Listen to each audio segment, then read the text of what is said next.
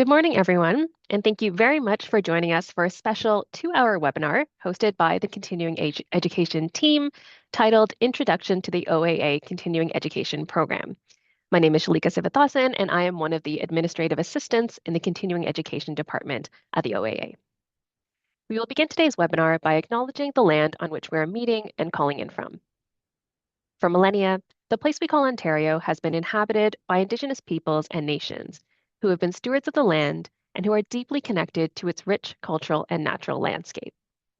We would like to invite you in a moment of reflection to acknowledge our shared responsibility to address past and present injustices and provide space for Indigenous knowledge and worldviews to shape the architectural landscape of Turtle Island. Before we begin, I would like to share some important information to ensure an effective and professional webinar experience. Please be informed that this session is being recorded for quality and educational purposes. For accessibility, we provide automated closed captioning service available in multiple languages to accommodate the needs of our diverse audience. In order to maintain a stable internet connection, we have muted all participant microphones and disabled video feeds. Kindly note that the chat function has also been deactivated. However, we do highly encourage engagement through our Q&A window, which you will find at the bottom of your screen. Feel free to submit any questions you may have there, and questions will be addressed during the designated question and answer period at the end of the presentation. For those seeking continuing education learning hours, please note that attendance is crucial. A minimum of 80% attendance is required for these hours to be accredited to your OAA transcript. Please allow just a few weeks for the processing and recording of these hours. And lastly, please note that the presenters do not provide insurance, legal, or practice advice, and the OAA does not bear responsibility for errors or omissions in discussions during the webinar. Now, I am very excited to introduce our excellent speakers for today's session, who just happen to be my wonderful colleagues. So Claire Hepburn is the Deputy Registrar here at the OAA. Ashley Ward is our Continuing Education Lead, and Thi Belizario is an Administrative Assistant in the Continuing Education Program. In a minute, I will go through an overview of what you can expect from today's session, but we wanted to begin the webinar with a quick poll just to get a sense of our audience and why you've all chosen to join us today. So I'm going to launch the first poll. Okay. And you'll see that the question reads, why did you sign up for this webinar? So you can select multiple answers. The first option is, I want to learn more about the Con Ed program. B, I need more Con Ed hours. C, I'm curious about updates to the Con Ed policy. D, I have specific burning questions for OAA staff. And E, it was free and I can't resist a good deal. So we'll give you just a minute to input your answers there.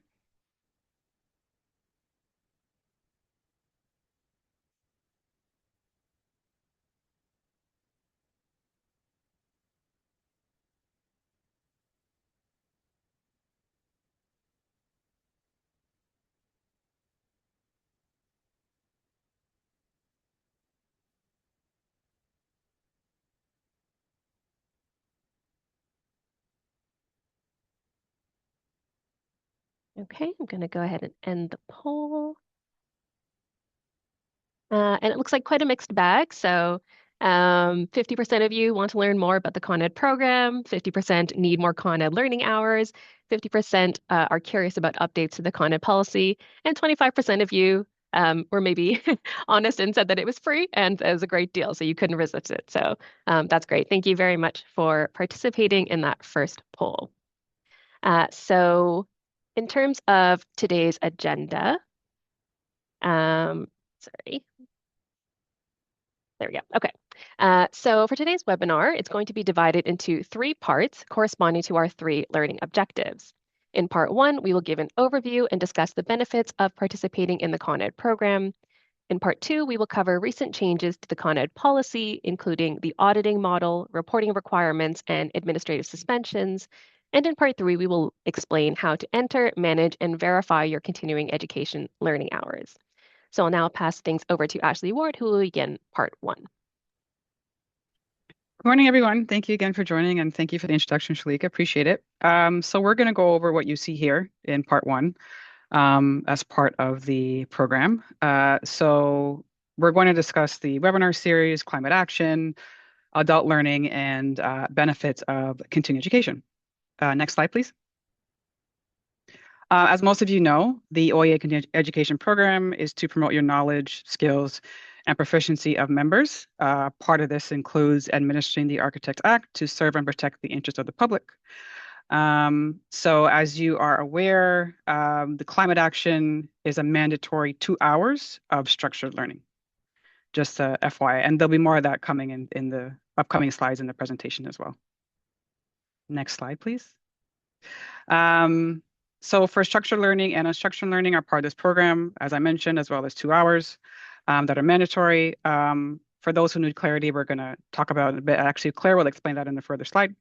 The reasons why you have to keep learning in this profession is, as you know, architecture always evolves. So there are new codes, new policies and regulations, and also new technologies. And we want to make sure that our members are always staying current. So that's why you have to keep learning. Next slide. So as a self-regulating profession that reports to the government, architects get the privilege to self-regulate. So this is why our continuing education program is also very necessary. So some of the benefits to this program for all members is maintaining your license, number one. Your skills will be current. This program supports career advancement. There's innovation in design quality that will be enhanced. Having more knowledge about sustainability, for example, as well as increased client confidence and professional credibility. So adult learning is something that we discuss a lot as a department, as this is what we do consistently throughout the year in terms of our planning for webinars such as this one, webinars that we've done previously, and webinars that we have coming up, as well as our conference and the webinar series. So there's some key principles that I'm going to talk about.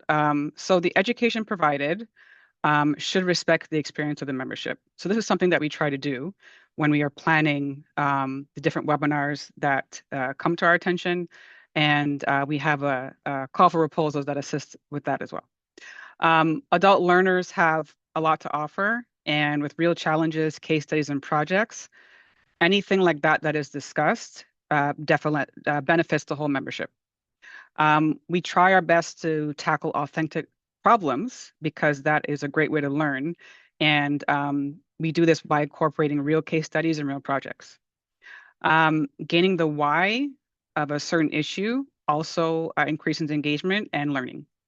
And also competence is increased when learning a new idea or solution, which also leads to improvement.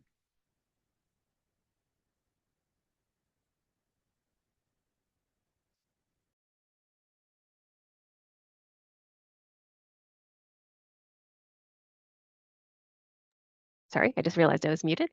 Thank you very much, Ashley. So as I was saying, it's these principles of adult learning that guide the OAA and specifically the continuing education team when programming the weekly webinar series. This year, we have increased our offerings from 1 webinar per week to 2 webinars most weeks from now until the end of cycle in June. This allows our members a greater degree of choice and flexibility when fulfilling their Con Ed hours. As well, webinars are specifically selected by the Continuing Education Advisory Committee based on their adherence to the OAA's learning activities eligibility criteria, which covers subjects that are relevant to the practice and/or business of architecture, including architectural design, the OBC, risk management, sustainable design, and more. So the OAA webinars are a great way to get structured learning hours, and you can find our webinar offerings on the Continuing Education webinar series page, which is linked here on the slides as well as at the end on the final slide. Please note we are still working to populate the page for the new year, but we do have a really exciting slate of webinars coming up from now until June and beyond. So be sure to check back soon for more. In addition to the OAA's webinar series, members have the option of seeking out their own opportunities for completing their structured and unstructured learning hours, with the caveat that these opportunities must adhere to the continuing education competency framework, as outlined in the continuing education policy. These include activities related to those competencies required for entry into the profession, professional and technical knowledge and skills, risk management, equity and social justice issues related to the profession and the built environment, and more. So the OAA posts external activities that meet the competency framework on the Con Ed Opportunities webpage, though please note that these opportunities are not endorsed or developed by the OAA. Another great way to get structured Con Ed hours would be to take the self-paced courses through the OAA's self-study series, which serves as a refresher on foundational practice materials that were covered during the OAA's admission course. You can find a list of the available modules and information on how to register on the Self-Study Learning Series webpage. And completing the self-study series will allow you to earn up to 27 structured learning hours, so it's worth taking a look into. And finally, if you want to contribute to the OAA's continuing education program, you can submit a proposal to be a webinar presenter. Proposals will be accepted during the designated call for presenters, after which they are reviewed by the Continuing Education Advisory Committee. Please note, proposals must meet the learning activities eligibility criteria in order to be considered for selection. So our next CFP for 2026 will be launching very soon for webinar programming in the fall and winter. And it's worth noting, again, that webinar presenters do receive structured learning hours for their presentation time, as well as unstructured hours for any preparation time that goes into the presentation. So be sure to keep an eye out for our upcoming CFP. So we have a second poll here to see if everyone is paying attention to that information about the Con Ed program. So I'll go ahead and launch that. Okay. So this second poll reads, why is continuing education a requirement for OAA members? And the options are A, continuing education is required so professionals can stay current and improve their skills. B, continuing education is required to keep up with changes in the industry and new technology. C, continuing education is required because it's mandated by the government through the Architects Act. And D, continuing education is required to support organizational standards and ongoing development. So again, we'll give you about 30 more seconds to put in your answers. And I just wanted to add, this is a single choice, not like the first Yes. question. We have one correct answer and it's a skill testing question. So Yes. Take your time selecting the answer you think is correct.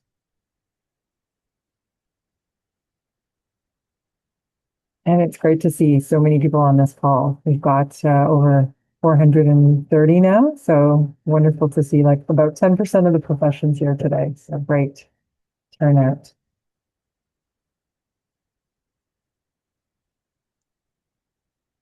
Okay, just a few more seconds. About 80% have answered the question. Mhm. All right. Okay, let's go ahead and share the results. So, yeah, about 40% of you thought it was option A, continuing education is required so professionals can stay current and improve their skills. 19%, 20% thought it was option B, and then another almost 40% thought it was option C, and 5% option D. So the correct answer here is option C. So continuing education is a requirement for OAA members because it is mandated by the government through the Architects Act. So I think this was a little bit of a trick question. All of the options are benefits of the Con Ed program, absolutely, but the actual answer for in terms of why it's required is option C. So great. Yeah, nice. And so about the same number guessed A than C, which I think indicates, yes, absolutely. Staying current and improving your skills is something that's so important for the profession. But the answer is really in the question, why is it a requirement? And I think this leads nicely into the next few slides where I'm taking over. Shalika, I think we're fair to say, where I am going to go a little bit deeper into the legislative framework. And I know it's maybe not the most exciting topic, but I really believe it's important to understand where all these requirements come from. And the specific, we'll go from the 60,000 mile view down to the really specific nitty-gritty detail in these next few slides.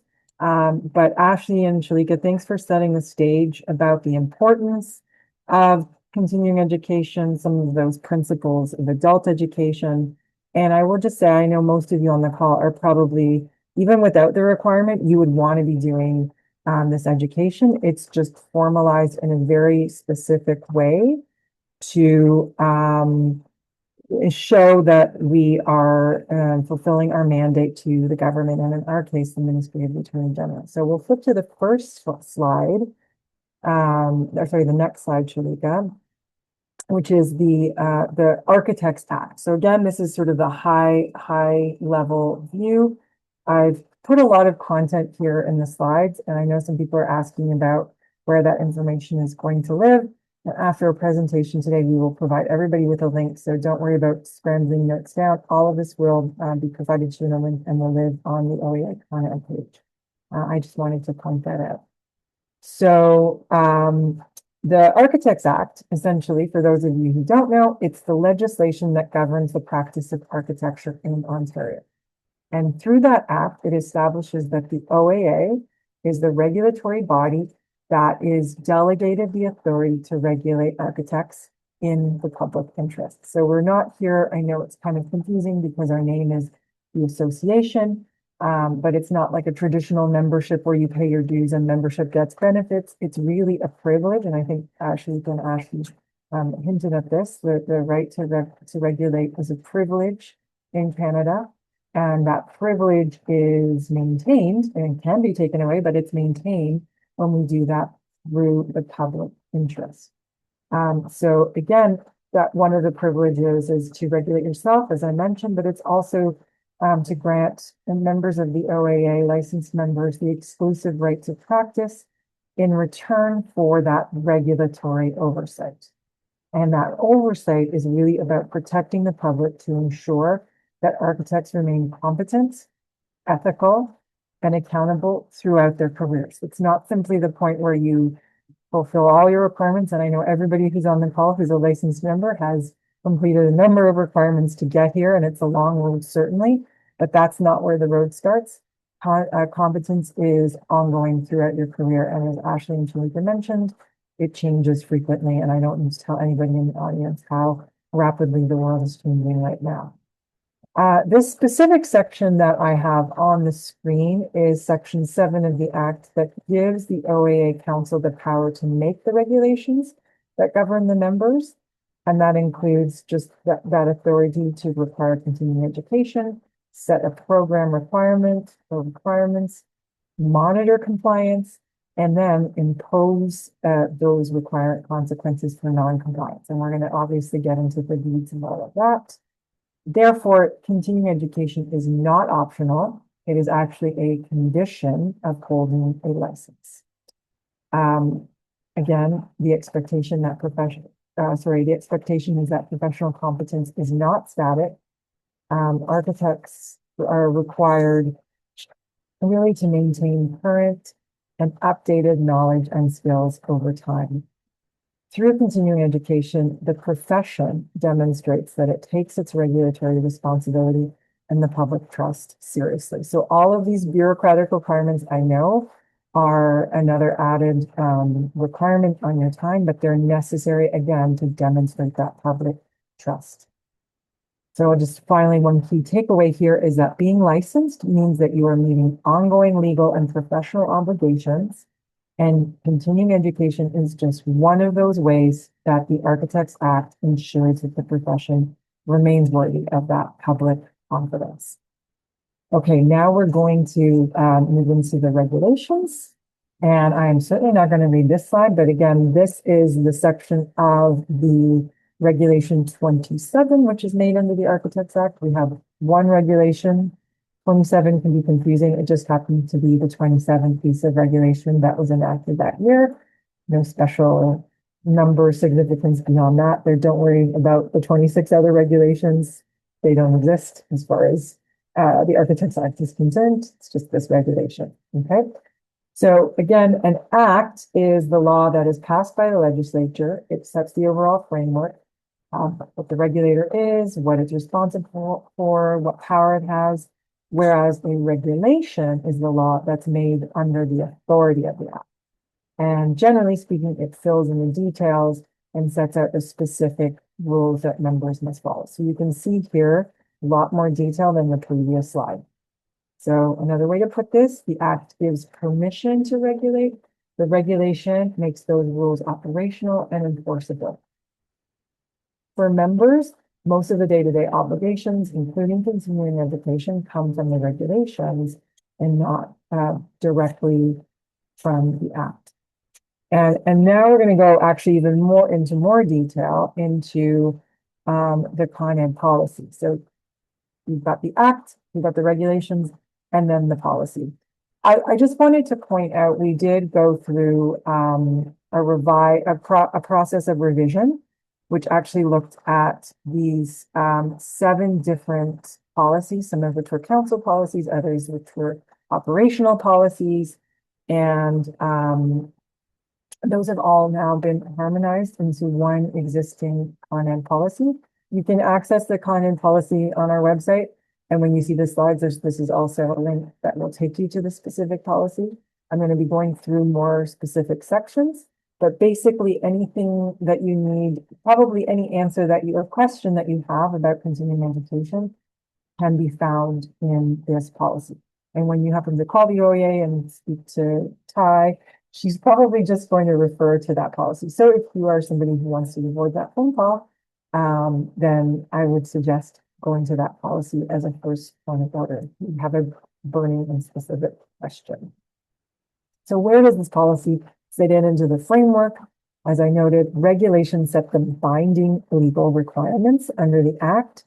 The policies sit below the regulations and they explain how the regulator will administer and apply those requirements in practice. So policies aren't legislation, but they do provide clarity, consistency, and transparency for our members. And just another note about that harmonization process. So as you can see over time, there were multiple continuing education policies that were developed to just address really specific issues. And now they've been harmonized into one consolidated framework. And really that just improves the clarity and consistency. It really reduces any duplication or confusion. It eliminates gaps, and it ultimately, hopefully, makes the expectations much easier for members to understand and ultimately to comply with. So we hope that that process we undertook a year and a bit ago has been helpful. So this continuing education will really provide a deeper level of detail beyond the regulation, which you saw was already quite detailed. And it will explain how the educational experience or requirements rather are interpreted, how compliance is assessed and administered, and how the regulator and where the regulator can apply discretion where appropriate. So big picture, the Act sets authority, the regulation sets requirements, and the policy explains how those requirements work in. So now we're going to move on to the next slide, and we're actually just going to look, this is a really helpful visual.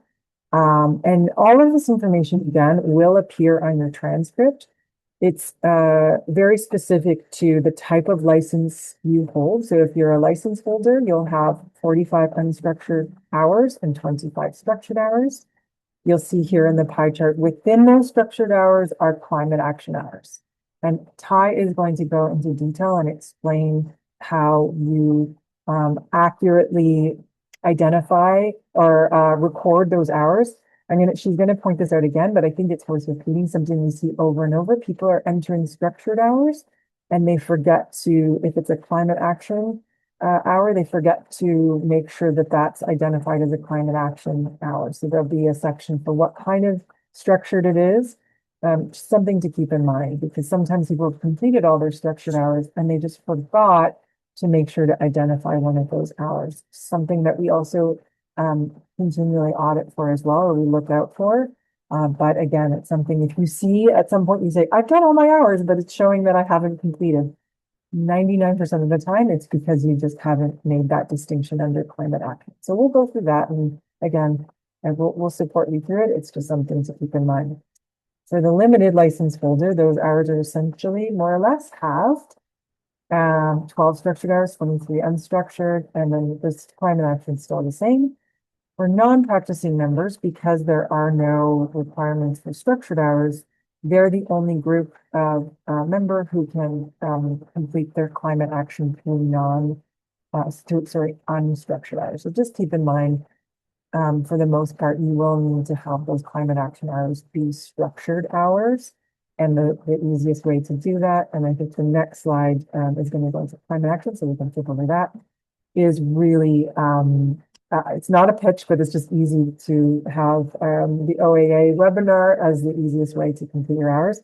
Just note though that webinars at the OAA tend to be an hour and a half. This is the exception. You're getting 2 structured hours today, but most are an hour and a half. So you'll have to find some other way to meet, get another hour somewhere, or just come for another webinar.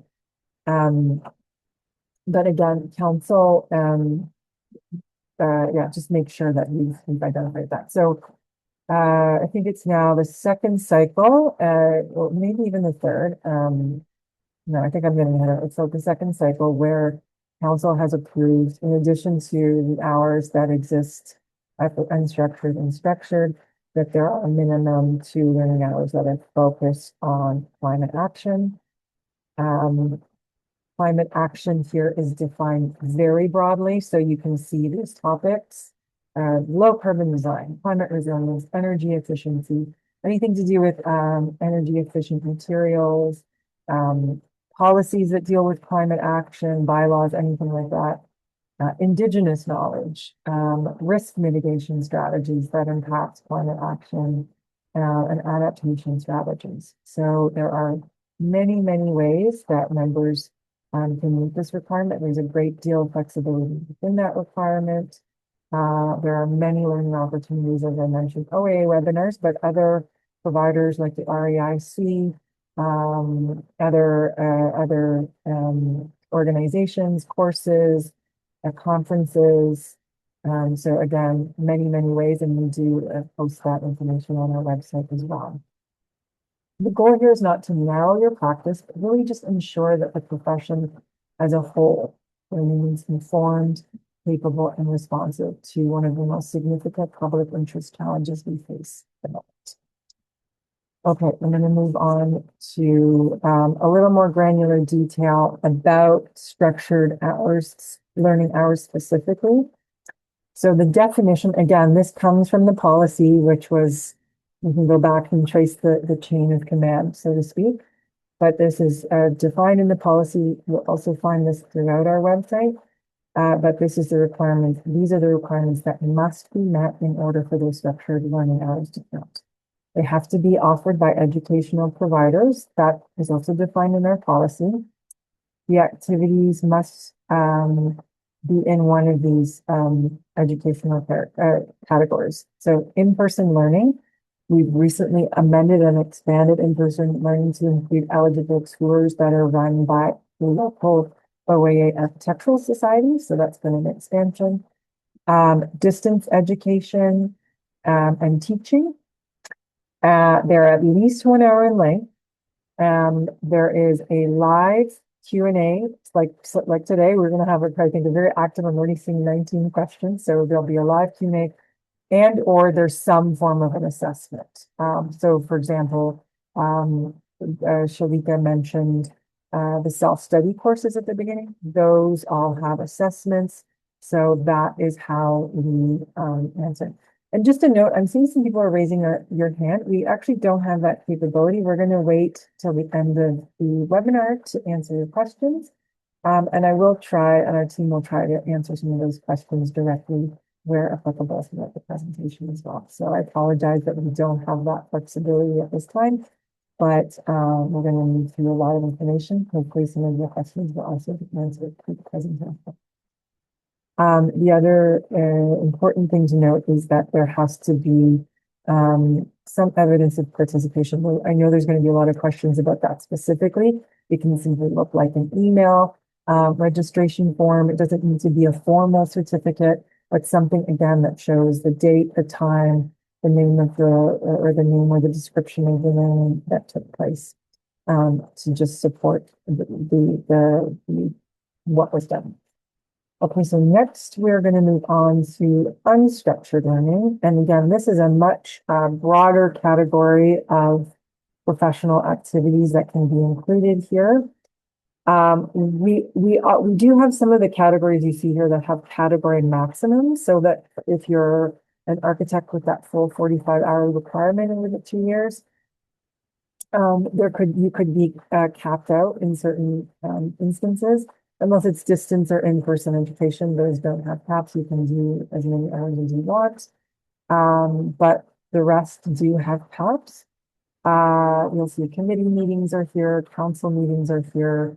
Mentoring is a really important and wonderful activity, and I would encourage, if anybody here on the call is not a mentor, to enroll with the OAA, because again, not only are you getting your 10 continuing education hours, it's really a meaningful and impactful activity. And I know from those who do mentor, they do derive a lot of benefits from that. So just a little pitch for that. But again, multimedia can be listening to podcasts about architecture. I know the OAA offers or posts podcasts. There are also numerous other podcasts that deal with the topic. But again, very, very broad.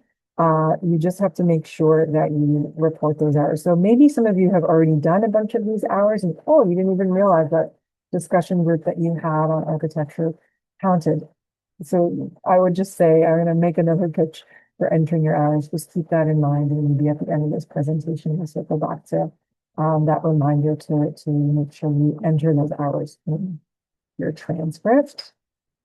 And then the next slide that I have was also dealt with in a slide from Shalika around the webinars and the topics, which was basically kind of a cut and paste from our policy. So as I mentioned, that continuing education policy defines a number of terms. I mentioned educational providers, that's a defined term, and the competency framework is another term that you'll see referred to in the definition of structured and unstructured learning.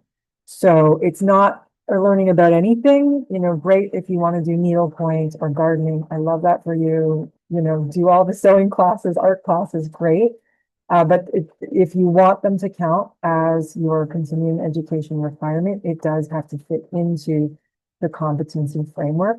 As you'll see, it's broad, right? It can be administrative, legal, regulatory knowledge, leadership, and client management skills. So if you're running a busy practice and learning about risk management, we had a webinar last year on cybersecurity. So if it's going to support your practice, it doesn't necessarily have to directly be about building buildings and the materials and those specific details. It can be broader than that. And then, of course, there are more aspirational and important webinars and learning on equity and social justice issues that relate to the built environment. Of course, climate action and sustainability is a key focus. But again, keep that in mind if you're thinking broad, wonderful. But again, this is the source of that information where you're going to find that competency framework, and not worry. If you're sort of skirting the line and not sure, make sure that it fits within that competency framework. Generally speaking, I think it's like those administrative or those leadership client management skills that might seem a little more outside of the profession. So you'll have to make sure that those are they're justifiable to your specific practice as well. Just keep that in mind. Okay, so the next slide is really just about reporting requirements. So this is part of the change. And it's more of a technical change, more than a policy change, but our auditing policy, and we're going to get into that a little bit more detail, has always been, again, you probably maybe don't remember, but at the beginning, one of the policies that we incorporated into this harmonized policy was an auditing policy. And now we're just being a little more clear and transparent. Removing that upload of all of the transcripts, which was really creating some technical issues on our end, but mostly was just, again, an administrative burden on the membership to upload all of the transcripts. We're moving more towards a good faith trust with very targeted randomized audits. So again, these are more granular details for structured learning. presentation title, the total time, date of completion, attendee's name, and then the email. That's going to be fine. For unstructured, your proof really lies in you reporting it on your transcript. And on the transcript, you're going to have a description. So if it's and that description should be clear enough. It shouldn't just be podcast. It should be podcast title. So it can be clearly identified as meeting the competency framework. You need to include the length of course to get those hours and the date that you obtain those hours. Okay. And now, of course, the audit. So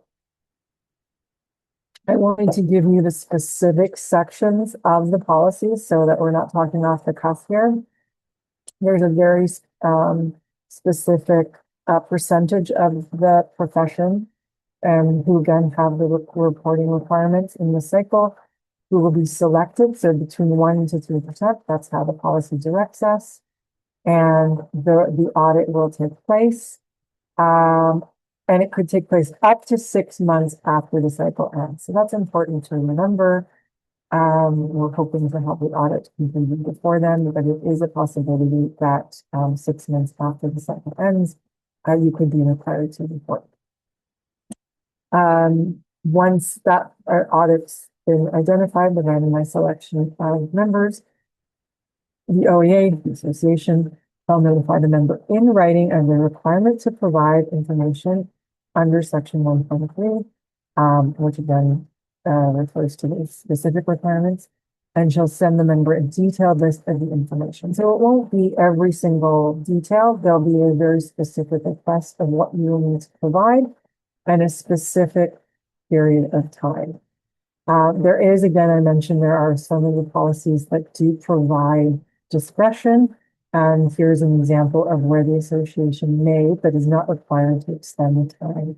So if you're asking for like a year, no, we still have our obligation. Remember, we have that obligation to the Ministry of the Attorney General to ensure that we're being accountable, to maintain public trust. We're not doing this to give you a hard time. We're doing this to do our job and our part of the puzzle piece of making sure that this is a public interest organization that's accountable to the public.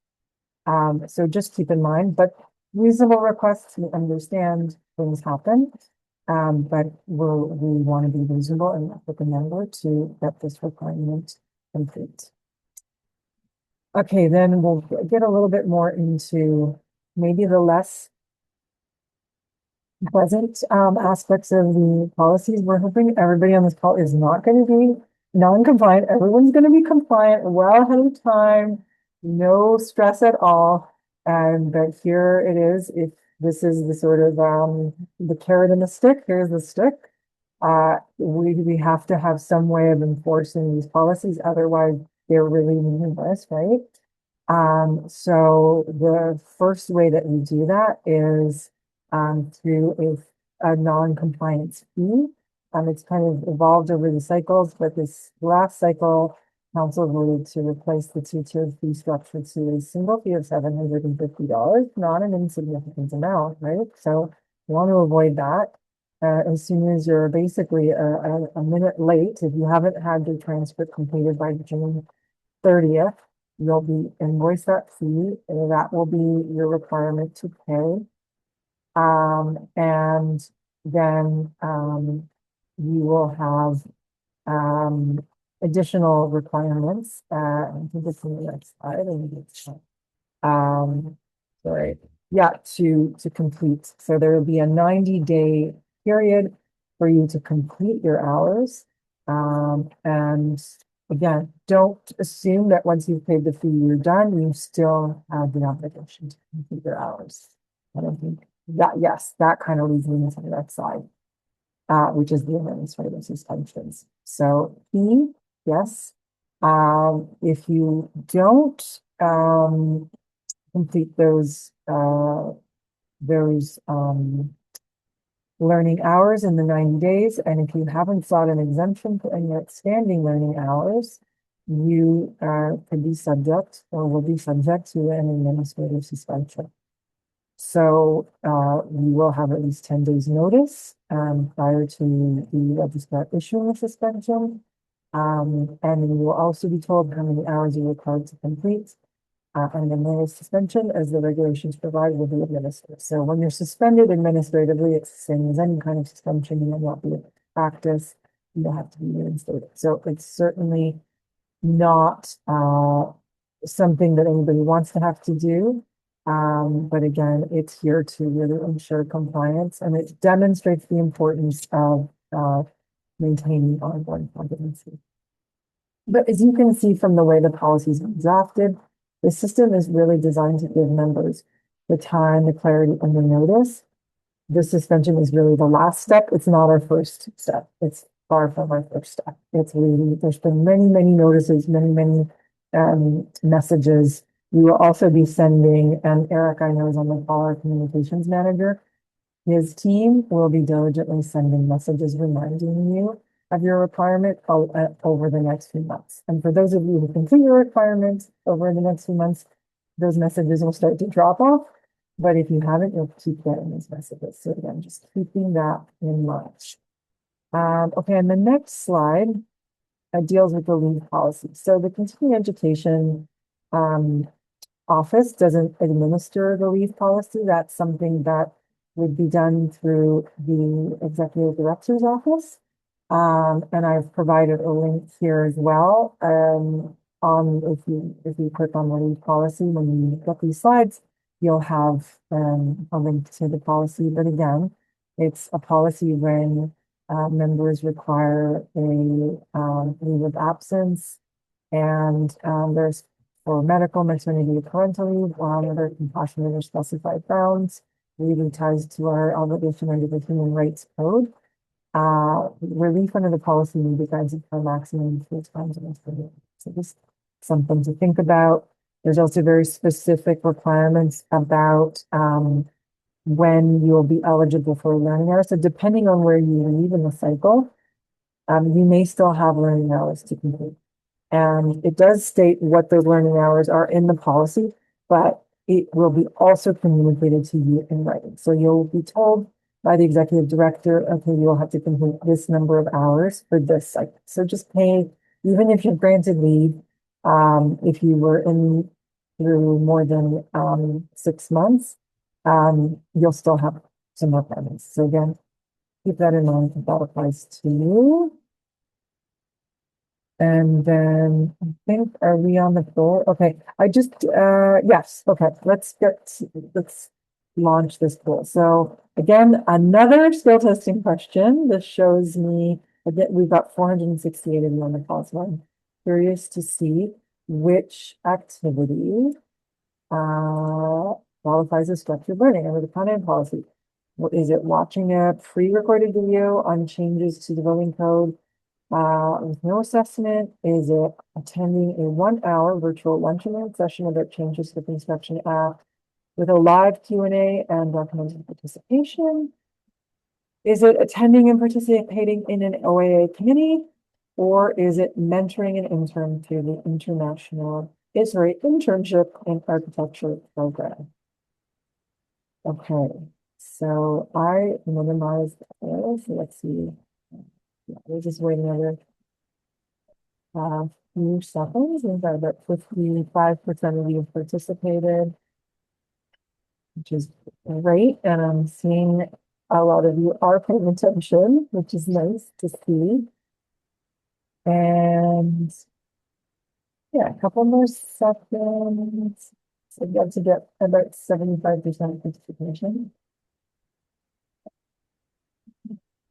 Okay, close enough. I think we'll launch this, and the phone will share the results. Great, so it's 82% of you got this question right. So that's an A.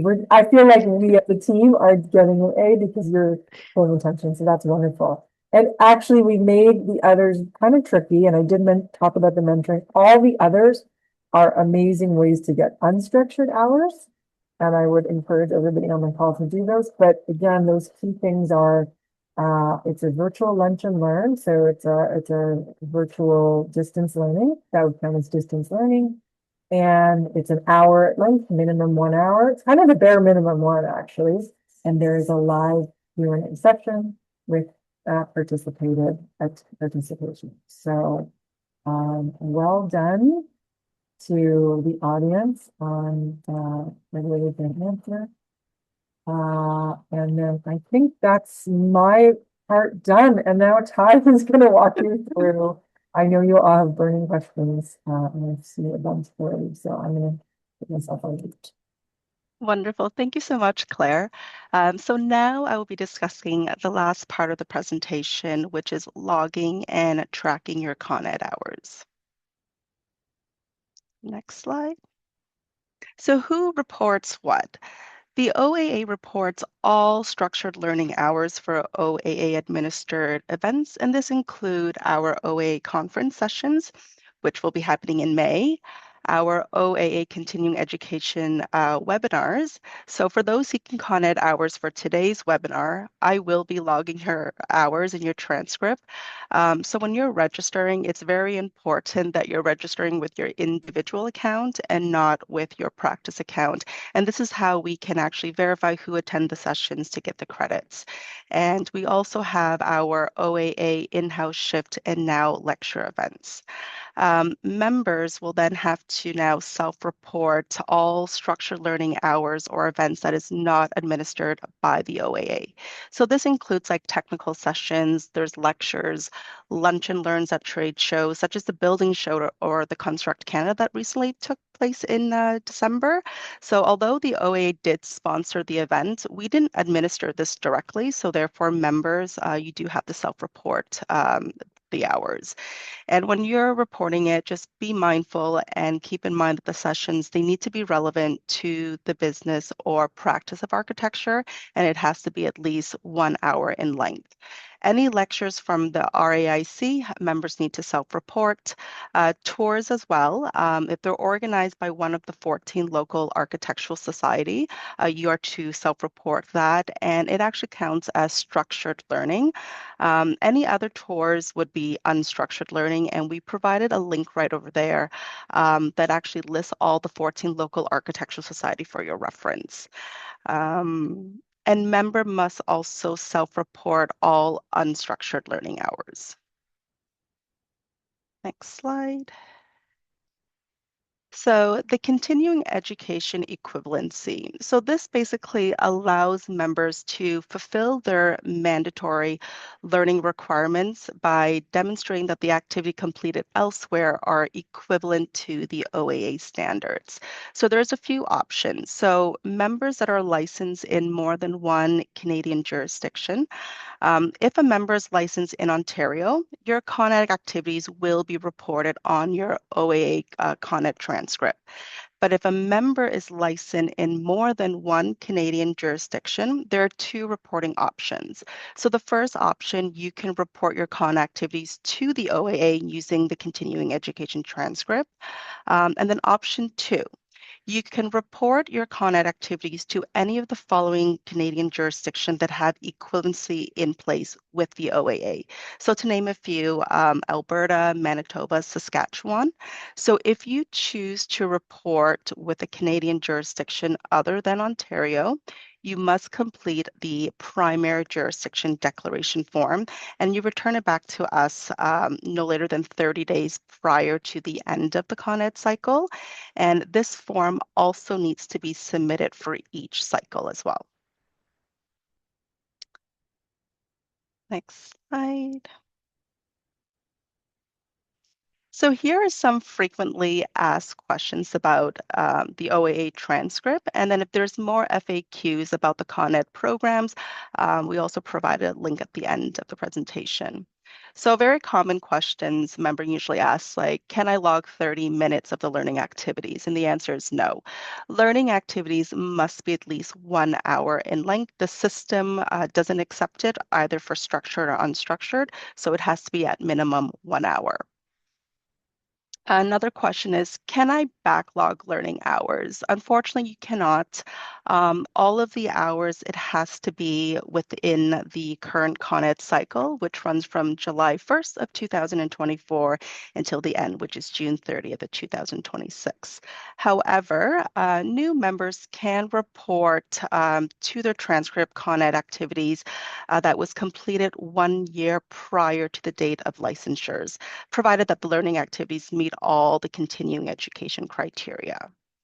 So if any of you guys entered any of the entries in your transcript and you notice this little asterisk, what it basically means is that you just have to hover over the numbers, and if it's not calculating in your transcript, it basically means that you've reached the maximum numbers of hours. And I'm going to show a little demonstration shortly after this that outlines all that. And another question too, can I carry over surplus learning hours? Yes, absolutely you can. Adding extra structured hours beyond the required amount will first go over to cover your unstructured hours, but not vice versa. So once both categories are completed, a maximum numbers of structured and unstructured hours can be carried over to the next reporting cycle. But any extra surplus hours beyond that will not be carried over. So for example, any license holders for architects, the maximum would be 10 structured hours, and then it would be 20 unstructured. For licensed technologists, the maximum is 5 hours, and the maximum would be 5 hours for structured and then 10 hours for unstructured. I do get a lot of questions too about climate action. So unfortunately, if you have a surplus of climate action hours, it will not be carried over to the next Con Ed cycle.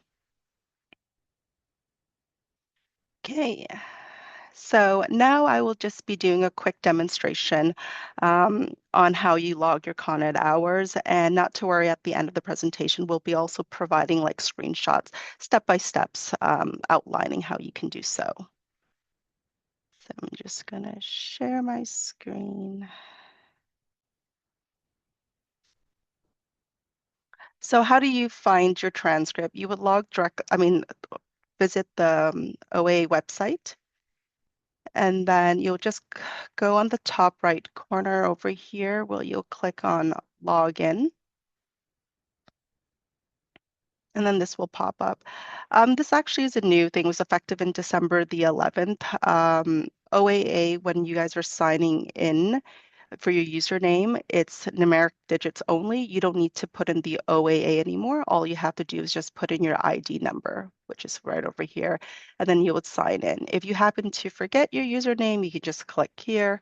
If you forgot your password, you can also reset your password. For any members that are non-members, you would just select over here, I am not a member, and that's when you'll create an account. So we're just going to sign in. And then once you sign in, you should be able to see your name, my account, and then you'll click on transcripts. So once you click on transcript, you can see like the previous Con Ed cycle, and it should be all completed. And then the most current one would be the 2024-2026. And as you can see over here, if it's in red, it means I'm still outstanding for my climate action hours. And then to update it, you'll just click on update your transcript, and then it's going to bring you over here. So on the left-hand side, just sort of like a reminder, this is the 2024-2026 cycle, and that it ends on June the 30th of 2026. There's also the minimum requirement, just letting you know about the 2 mandatory climate action hours. And then at the bottom over here is also a little reminder, like what are acceptable proof of attendance? And that includes like a certificate, a diploma, a letter of attendance from the provider, or an email attendance confirmation. What is not acceptable proof would be like a ticket, brochure, receipts, or registration confirmation. So that's just a little reminder there for you. And then you just scroll back up here, and then you'll click on Add New Structure. So once you click on Add New Structure, the category, there's going to be 4 drop-down option. So if you're entering an entry, for the system to know that's climate action, you have to just click on climate action so that they know. The system will read it, and then you just put in the title, the provider, and right over here when you've seen the hours, it needs to be minimum 1 hour. the date of completion. And here's also a reminder too that uploading proof of attendance and certificate is no longer required, but just make sure that you keep proof of it 6 months at the end of the cycle in the event that you're selected for the audit. And then once you click submit, the system will then enter your hours. And then you can see right over there, it's climate action. I got 1.5 and it says right there 1.5. I'm still missing 0.5. And then you'll click on for unstructured. You'll just click same process too. And then over here is all the categories. And as Claire mentioned, you'll see that there's a climate that's unstructured. This is only applies to members that are non-practicing because they only need to complete 35 hours, all of which can be unstructured. So that's why there's an option there for them too. Needless to say, they can also complete any hours that are structured as well. So I'm going to select mentoring. Keep in mind what the maximum numbers are. So I'll click mentor, I'll put the title, the provider, the hours. Once again, it's 1 hour, and then the date of completion, and then I'll click submit. So right over here, when I put it in, I put 12 hours. So you can see there's a little asterisk right there. So all you have to do is just hover over, and then it'll let you know that I've reached the maximum, which is 10 hours. And it won't add any extra, it'll just add the hours reported. So if you want to see a sort of like a brief summary, it's going to be right over here. So you'll see these are the carryovers hours from the previous cycle. I didn't have any. So most of you will have the cycle requirement, which is 25 hours that are structured and 45 hours that are unstructured. So I have reported 27. So I had a surplus of 2. You're welcome to just keep this as 2. So this extra surplus will go to the next Con Ed cycle for the 2026-2028, or you can just leave it alone. For my unstructured, I have 45, what is the requirement, and I've only entered 43. So this would be basically completed, but if you want to add more to this, then that extra surplus will then go into the next Con Ed cycle. So I'm just going to change this. And if you ever want to edit an entry, you can simply just go click on edit, and then we'll change it. So climate, sorry, before that, I just want to see, you can show your status right over here too. The status, this is in progress. How, if you know you've completed all the requirement, you'll see that's completed, and this no longer will be purple anymore, it will show complete. I'm just going to show that to you, edit, and then climate, and then hit submit. And there it is. It's completed, and then I've completed my requirement. So you can keep this as is. The system would know, but if you want to add some extra unstructured hours so it can carry it over to the next, you're welcome also to do so too. Here's an option up here where you can print your transcript. As you can see, I don't have too many entries, but there's a lot of members that if you have a lot, and sometimes you don't realize, there's just this one right up here where you can just click onto the next page where you can see the rest of your transcript. So that is pretty much it, how you can log in your Con Ed hours. And like I said, we're going to provide screenshots at the end of the presentation, so not to worry. Okay, Shalika, back to you.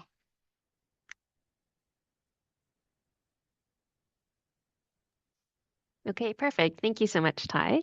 So you should be seeing the slides again now. And we do have just a final poll question to round us off. So I will go ahead and launch that. I think it's just loading up, but I'll quickly read the question just before that pops up for you. So now that we're at the end of our presentation, we want to get a sense of how helpful you found it and how well you feel you understand the Con Ed program now. So the options here are A, very well, I'm ready for end of cycle. B, somewhat, I still have some questions. Or C, not well at all, I am more confused than ever. And we are hoping that you're not selecting option C, but just in case, that option is there for you. So we will leave it up for, let's say about 30 more seconds to get everyone's responses in.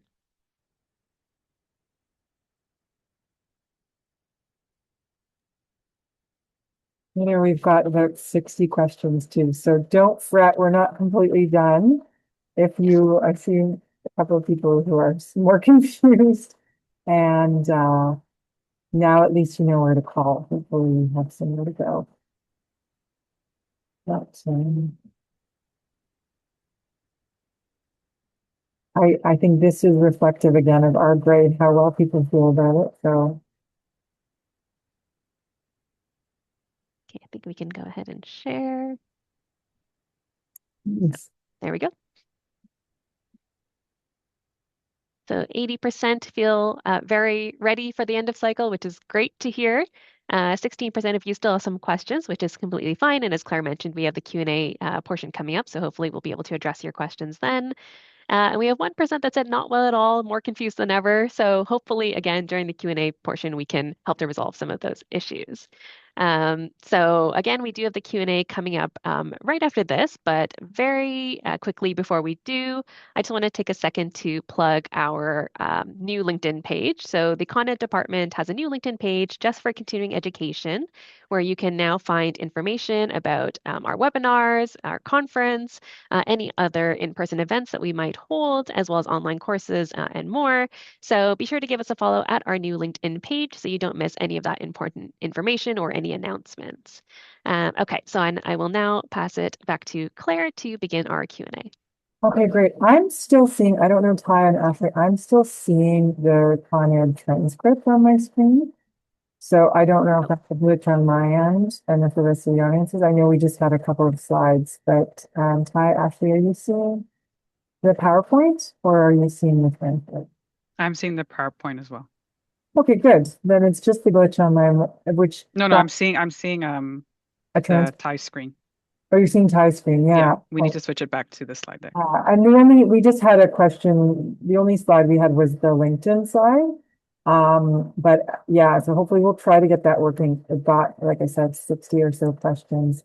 And I'm hoping to, just to go off with what Shalika said, for those of you who haven't finished all of your structured hours for this cycle, I would encourage everybody. Can we just go back? Yeah, let's wrap up. Can we just go back to the LinkedIn page? I just want to again give a little pitch for everybody here.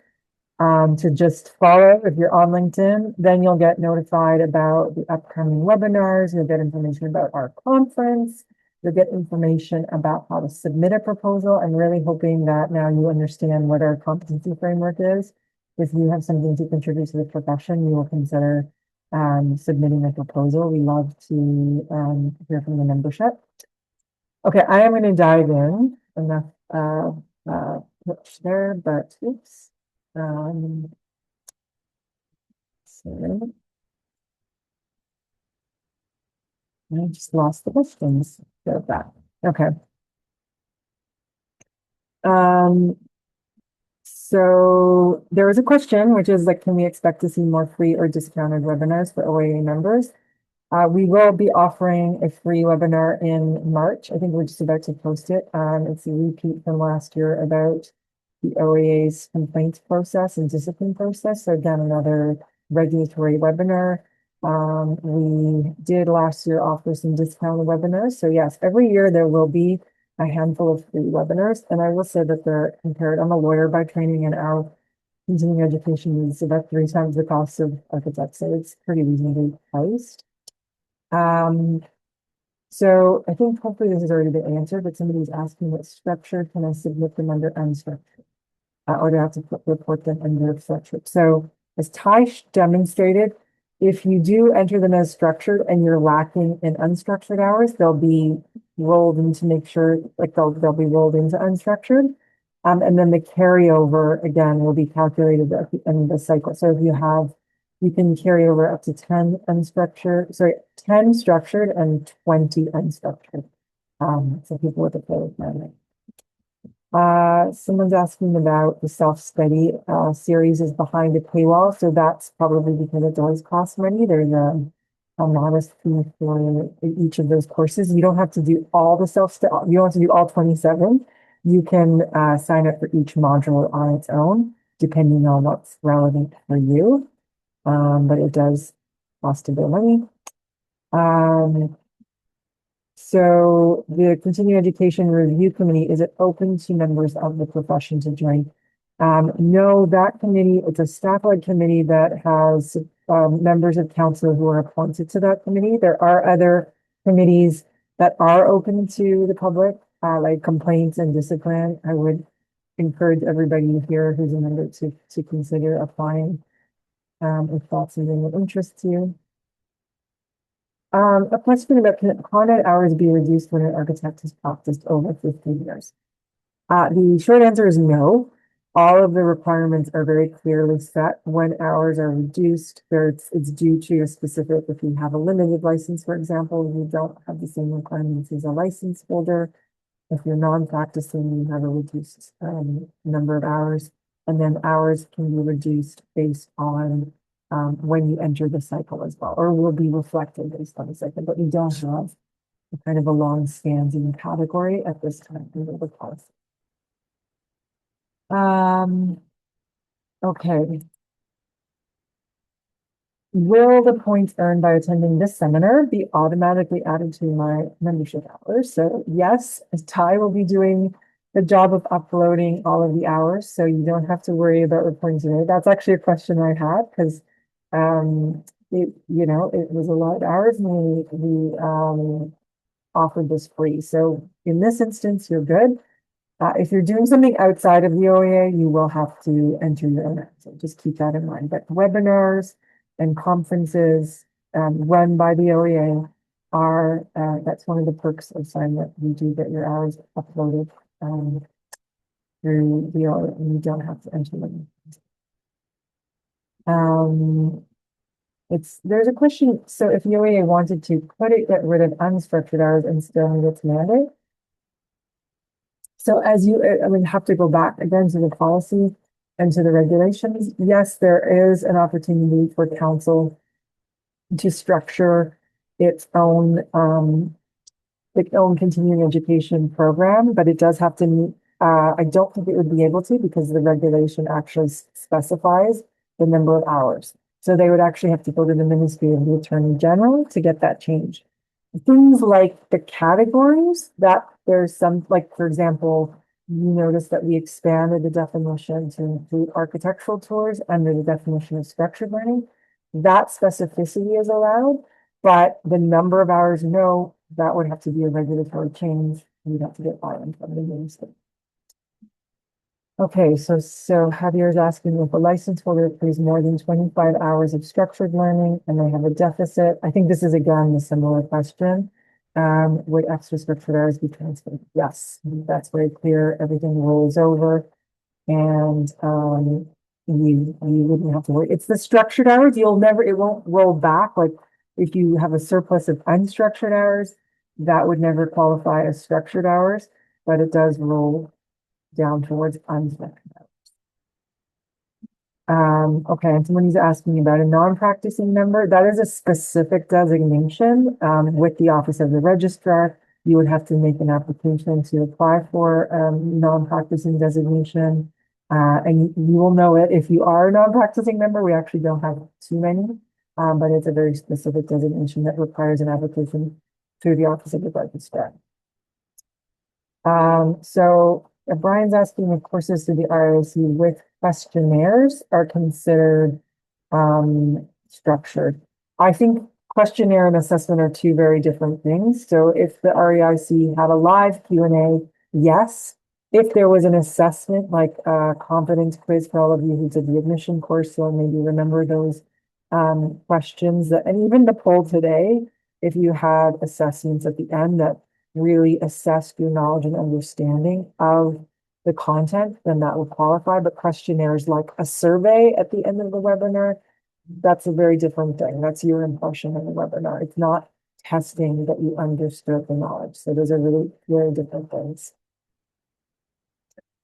How do you know what courses fall under climate action? So for OAA hours, we clearly identify all of the webinars that qualify. I forgot to mention this, but about 60% of OAA webinars do qualify. I don't know, Ashley, if we know how many of the conference sessions this year are going to be climate action. It's about maybe Likely all of them. Likely all of them. Likely all of them, yeah. Okay. Yeah, we do put a notification on the conference registration website, which indicates which sessions are, but majority of sessions at conference this year will be considered climate action. So it makes it very easy for members. Amazing, amazing, yes. And then, yeah, we do post listings of other organizations and we'll identify, again, climate action. But if you do have a question, if you think it should be fairly obvious, and again, you can refer back to the definitions on the website and in this presentation. But yes, that is specifically defined for OAA offerings. Good question. Is a retired member non-practicing? No, those are very different statuses. Retired member is a bit of a misnomer. They're actually not members with the same licensing requirements. It's more of a designation. And retired members are not required to complete continuing education hours, whereas non-practicing members are. So there's a question about the limitations for limited license holders and non-practicing members. Can their status be changed back? And yes, that is a very good question. And it is a tricky one too, to determine what your requirements are. So if you happen to be changing again at any point midway through, there are those, the first 6 months, the middle year, and the final 6 months, all of which have different requirements. And it can get very confusing at times if you take leave. So your hours, the rules have been painstakingly considered to accommodate for all of those changes back and forth. And you will be notified of your requirement towards the end of cycle. So again, it's a really good question and something to be mindful of if you happen to be someone who changes your status one way or the other. For structured learning hours by educational assessment, how do we calculate the hours learned from an online program? So anything that you complete online, as I said, if it's going to be for structured, it has to meet all the criteria.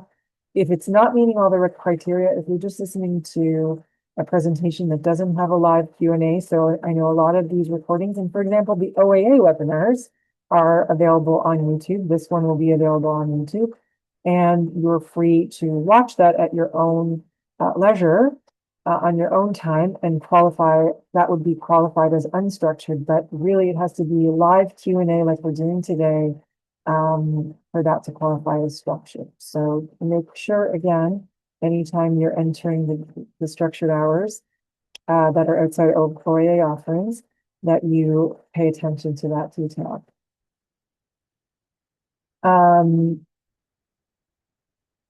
So someone's asking, does it mean if you are a non-practicing member, you have to submit 4 hours on climate action, 2 hours structured plus 2 hours unstructured? No, it's just 2 hours unstructured. Non-practicing members don't have any requirements. Okay, so here's a great question about the tours, regarding eligible tours for structured hours. I've helped to organize a tour as part of the Northumberland-Durham Society of Architects. Can I log hours for organizing the tour or just attending the tour? I would say yes, if you are participating in the tour in any capacity, then you can enter that as a tour that would qualify. That could be viewed maybe as teaching, but I think in this instance, you just enter that as a tour and you're participating. Wonderful. It's great, Adam, that you are doing that. I think those tours have been so well received, and that's why the OAA expanded its policy. So definitely those would count as structured hours. So if I'm learning about LEAD and I've passed the LEAD Green Associate exam, does this count as structured or unstructured, focused on climate action? Again, I'm going to go push back on the definition. Just having the certificate itself doesn't give you hours. You have to demonstrate what are the courses that you took.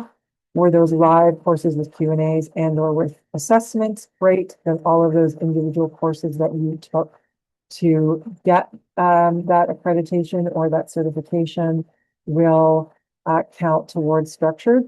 But just writing an exam and getting a designation in and of itself does not count. Unstructured, does a visit to a building trades show count and under what category?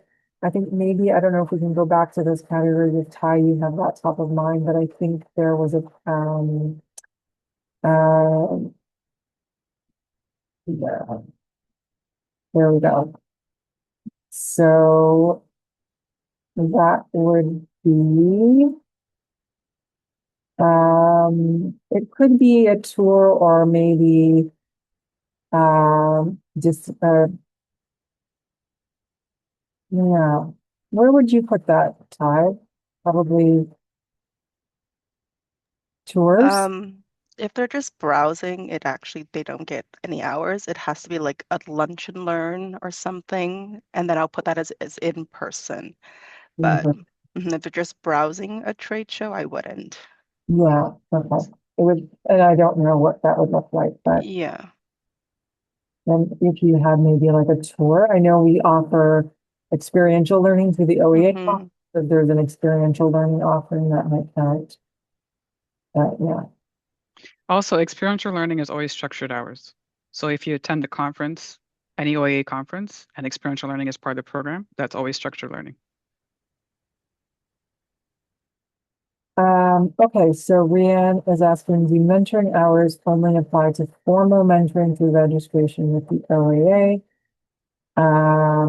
Or is it an ongoing?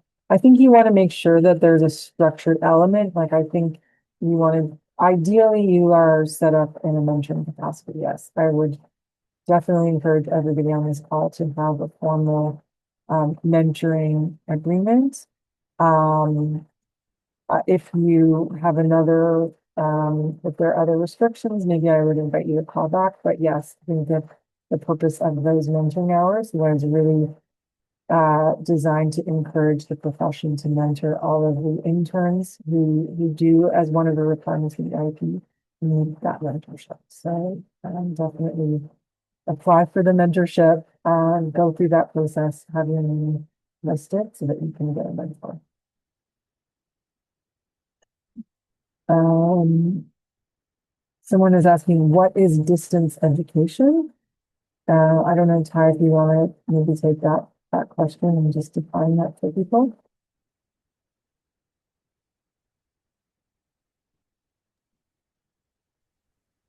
Sorry. So distance education, just basically participation like in a webinar or any sort of online educational modules or courses. Okay. Tours. Someone in our audience designs museums and visits a lot of museums. During a recent trip to Japan, I visited 10 museums, but did not necessarily take a formal tour.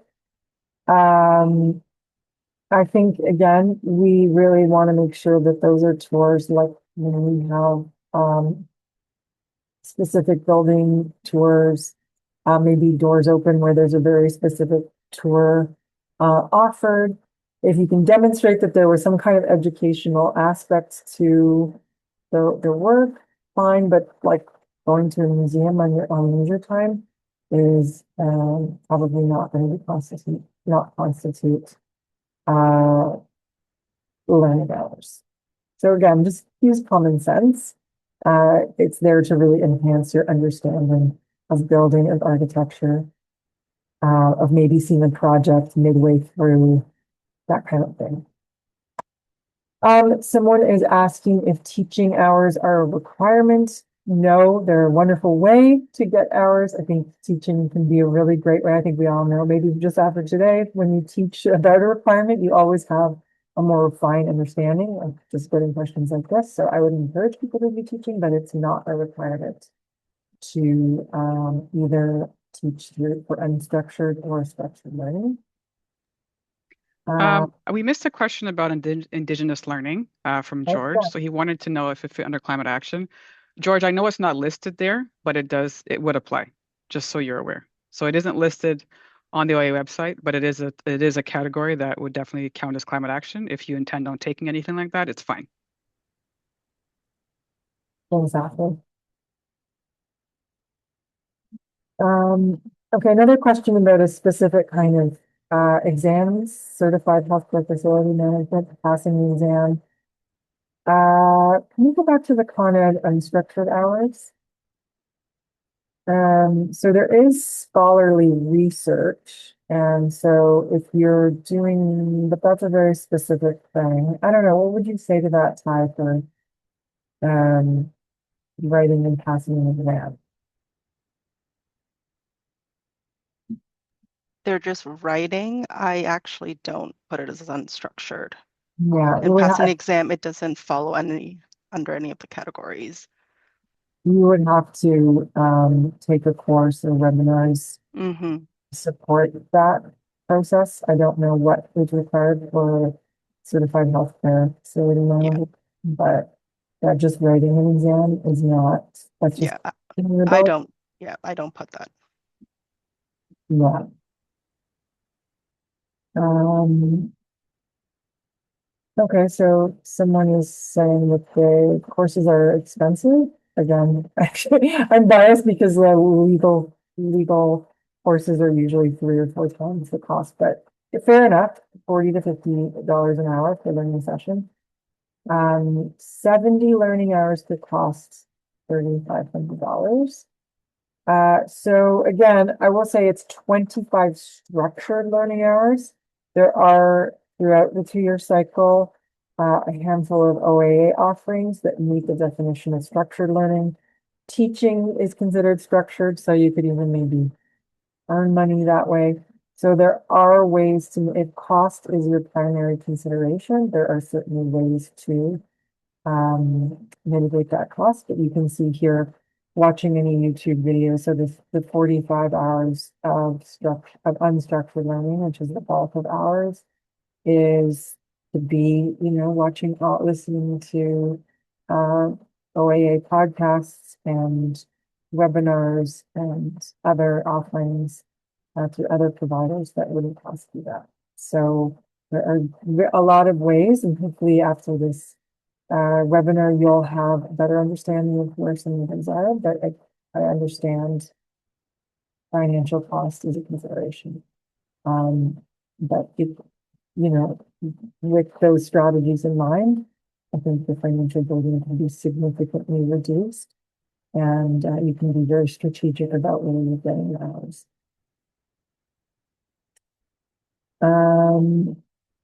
Okay. There's a question around the history and theory of architecture in the competency list. Can we go back to that competency list? I think there's, yes, competency framework. So heritage and restoration, equity and social justice. I think you could find, yeah, there would have to be an equity and social justice element to the, and again, I don't know what specifically it is, but you might be able to also get in through all competencies required for entry into the profession, but heritage might connect well to the heritage of the practice of architecture. Someone is having issues accessing their ceremony to say, but that's a very specific thing that it could be any number of issues why, so that would be definitely tied. Yeah, you can email me directly and I will definitely help you with that. Mhm. Okay, there's a question, and I was actually going to mention this about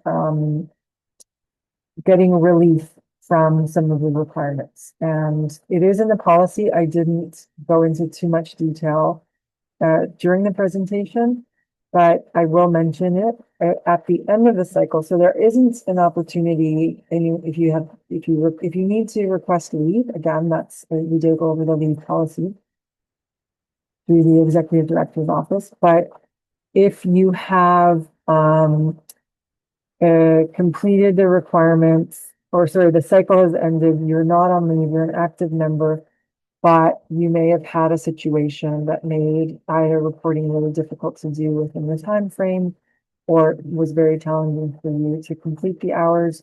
for a reason that's really connected and related to the Human Rights Code's duty to accommodate, so things like disability, family status, your parent or family member. You can submit a request for relief after the deadline, and you can ask for the hours to be exempted from some of the outstanding hours, or to have some of the hours reduced.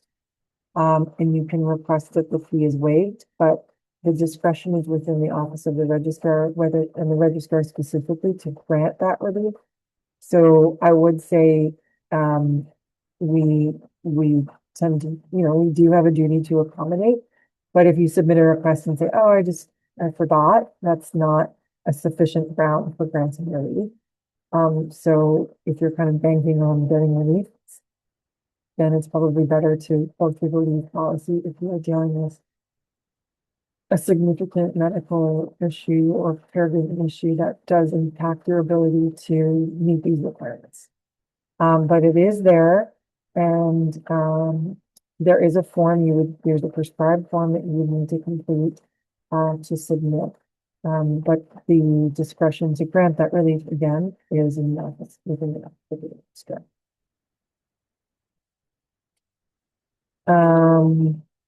Okay. What are the continuing education retroactive?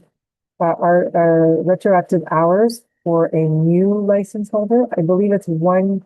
So if you can log your hours as an intern for up to 1 year, is that right, Ty? Yeah, so that's a good thing. If there are any interns on the call today, you have, you can sort of get ahead of the requirements, and you can log your hours for up to 1 year. And again, if you're an intern entering into on it in the middle of the cycle, if it's after the first 6 months, you may only have half the requirements. Or if it's in the last 6 months, you may not have requirements for that cycle. So, but yes, up to 1 year. If someone's wanting to get a copy of the presentation, we are going to provide a link to this presentation, and it's also going to live on our continuing education page, as is the presentation. So you can, we'll index it as well. So if there's any specific things that you wanted to review, it will be there. Another question about extra hours being transferred. Hopefully that was mentioned with the 10 hours carryover for structured, 20 for unstructured. Another question about the intern. I'm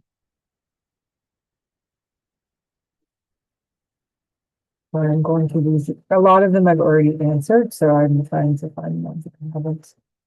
And then someone's asking, is that automatic? Yes, the carryover of structured to unstructured, it all gets processed and tabulated automatically once we close out the cycle. So you might see on your transcript that it'll look like you're missing hours, but once we close off the cycle, the structured will roll down into the unstructured. And more specifically, it should show as complete. So that's another good tip. So I know one thing I think I forgot to mention is 1 out of 9 members have already completed their requirements. So I think that's actually not too bad, considering we have about 5 months left to the cycle. But I'm really hoping by the end of this week that we see that number go up. Maybe some of you are like, I've done all of this. I just have to put the time in my calendar to enter all of my hours. And this will take a few days to upload. So maybe this is the final structured hour that two structured hours that we need. But sometimes you might do that and you'll still see that you've done maybe even more than all of your structured hours and more than your unstructured, but you're still showing incomplete. 99% of the time, that is because you have not entered climate action hours. And we do see people who have done something, like it might be on a mass timber building or bird-friendly windows, something like that that's climate action related, but you've just entered it as distance learning because you attended a webinar on it. So make sure that even though it is distance learning, or maybe you even taught a course on climate action, you thought, oh, this is teaching. Just, it can be a little confusing, and I completely appreciate that. Just make sure that you have switched that over to get your to climate action. You don't have to do it for every climate action hour. But that again, it only applies for when you do courses or teaching or anything like that outside of the OAA. If you're doing an OAA climate action webinar, that will be entered directly. So do keep that in mind. And again, another pitch for getting your hours done early. Okay, so Prodemnity, yes, that's another great place to go. Offers several webinar sessions of examples of things that went wrong causing pain. They're usually less than an hour each. Okay, can you put them together to make a 1 hour learning session? So it would definitely not qualify as a structured learning hour, but if you're watching a series of them, then I would say that would constitute either multimedia, because it could be like watching a YouTube video or something like that. And qualify as structured. How should we log a course taken at the School of Continuing Studies at U of T where it occurs 1.5 hours for 12 weeks? Okay, so I guess maybe that's the question about, maybe Ty, you can answer that. Like, you would accept I like just tell them to clump it all together then. Just yeah, clump it and add it as one entry, as yeah, opposed to doing individual. I think it's easier too. yeah, I agree. And you see that quite frequently. Yeah, We'll they just, can just, I did the course on mm-hmm, carbon neutral design or something. yeah. Or like the FRAP course, just put as one entry and then the total number of hours. And then when they finish the course, just put the end date when you finished it. So they've Mhm. held the course at U of T. So when you finish it, log it all for the end of the 12 weeks and then make sure to put the title, the provider, and then when you complete it. Mhm. Okay, so an intern is asking for those who are waiting their exam results and they might be licensed in the next couple of months, how many are required? You will like this answer. It is 0. So if you're licensed in the last 6 months of the cycle and you enter, okay, I don't have the date. I think, is it January 1st? What's the specific date? Do you have that? Sorry for, Or of having 0 requirements. Is it here? Yes. it's the That's first. if it's January 1st or late, or um, January 1st to June 30th, you will have no no learning hours to complete for the last 6 months. I got that right? So yes, 6 months. So now we're in Mm-hmm. January. You're well past that January Yep. 1st date. No Con Ed hours. No Con Ed hours for No, yeah. you. If you do want to log them, though, like we mentioned, For they the will, carryovers. yeah, they will carry over. Mm-hmm. But again, that's something to consider, that they'll be subject to the carryover restrictions. So just keep that in mind. How can you see the list of hours that you've already logged, just to make sure it's not repeated? So that will, all the hours that you've already logged will show in the transcript. So just as Ty demonstrated, and then, yeah, that was asked at the end of the presentation. So when you saw her go through, you'll have to first log in and then go to your transcript. And then when you go to your transcript, you will see all of the hours.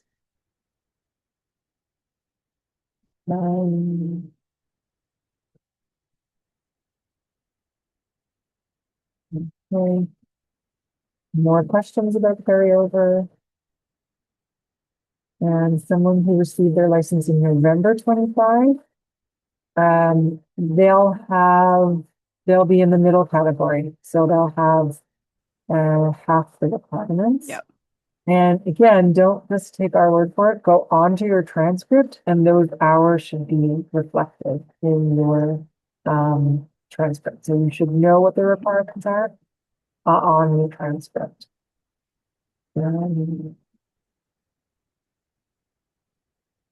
Yeah, so here's another question. Mentoring, can I add a number of meetings together. Yes, if you know you've mentored someone for the maximum, and I think it was, is it 10 hours?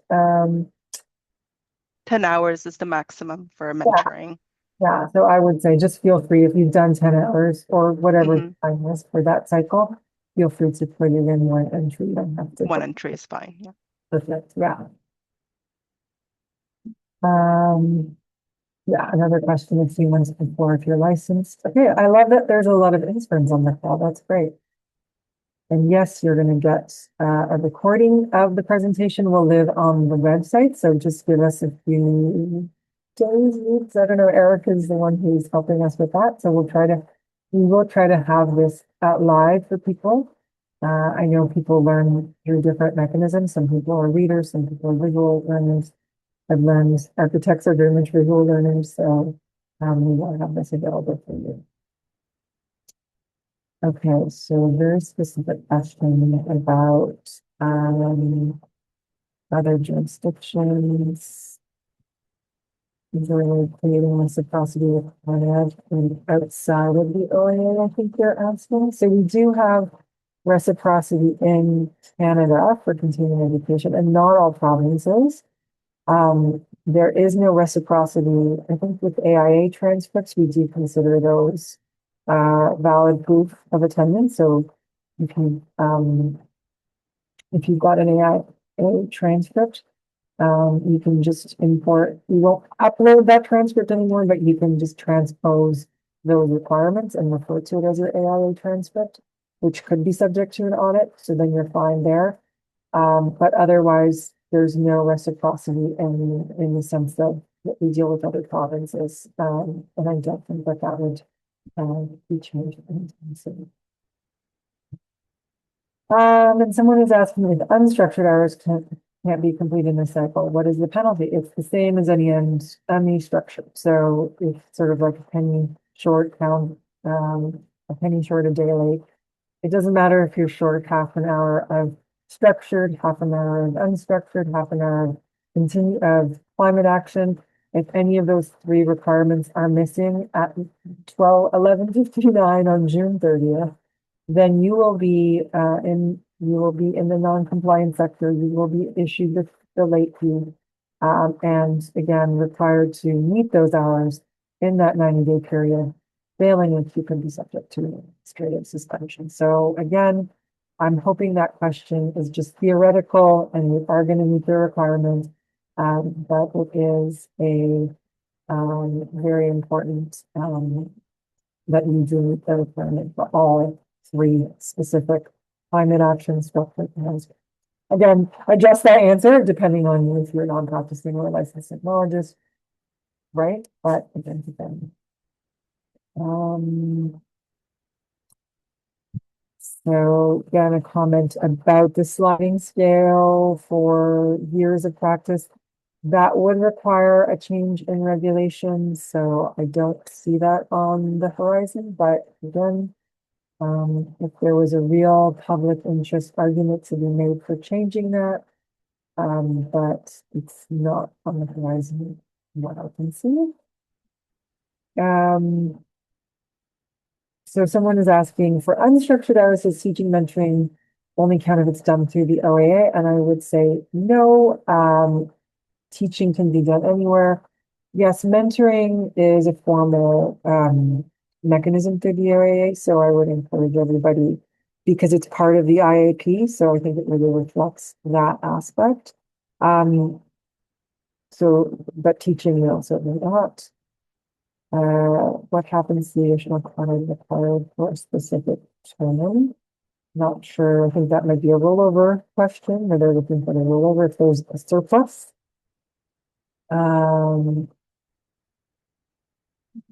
Okay, so somebody's asking how would the requirements work if you're internationally registered? I think I'm not sure quite what that refers to, if it's a reciprocity question, but if you're registered in the OAA, the requirements are, regardless of whether you have requirements in the UK, in the US, and any other jurisdiction, you will still have to meet the requirements if you are licensed through the OAA. The only jurisdictions that have reciprocity are those listed on our website that Thi showed on the slide. And maybe we can go back to that slide too, just so everybody remembers. And yeah, I mean, you're free to use those hours. They'll probably be similar depending on the requirements. So if you did all of your webinars and seminars in the UK and they meet our definition, remember they have to meet our definition, not the UK's definition. But if they're webinars, if they're over an hour, if there's a Q&A session, you should be fine. Will the late fee be invoiced at the end of the day on June 30th or June 2nd, since July 1st is a holiday? That's a good, fair question. And probably, I think the last cycle we did, it was a similar situation and we did issue the invoice.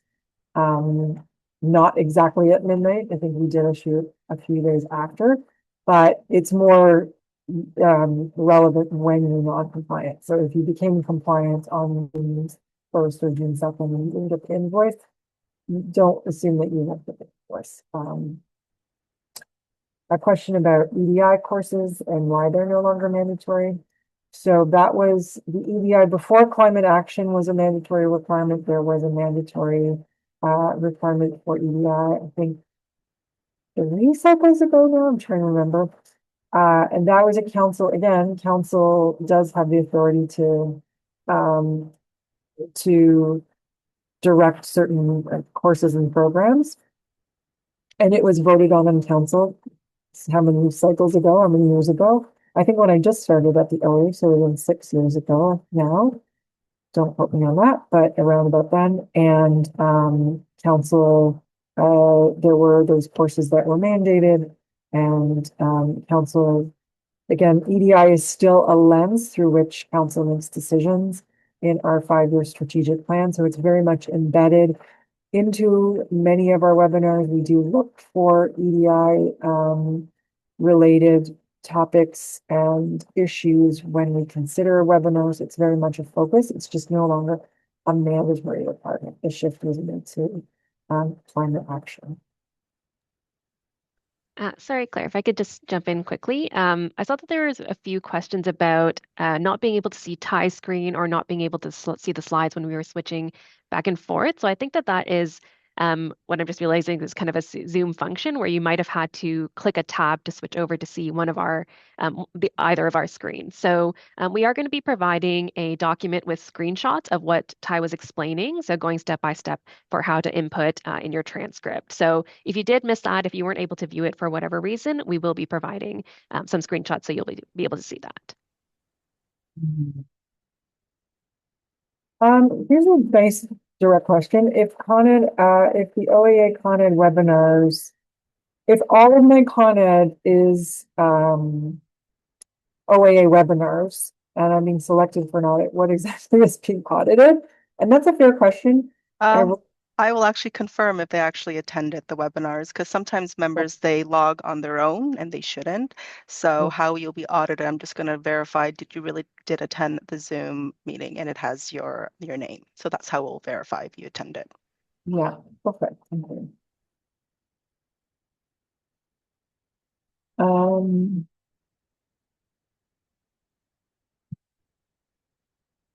Okay, so someone's saying they're back in full-time post-secondary school.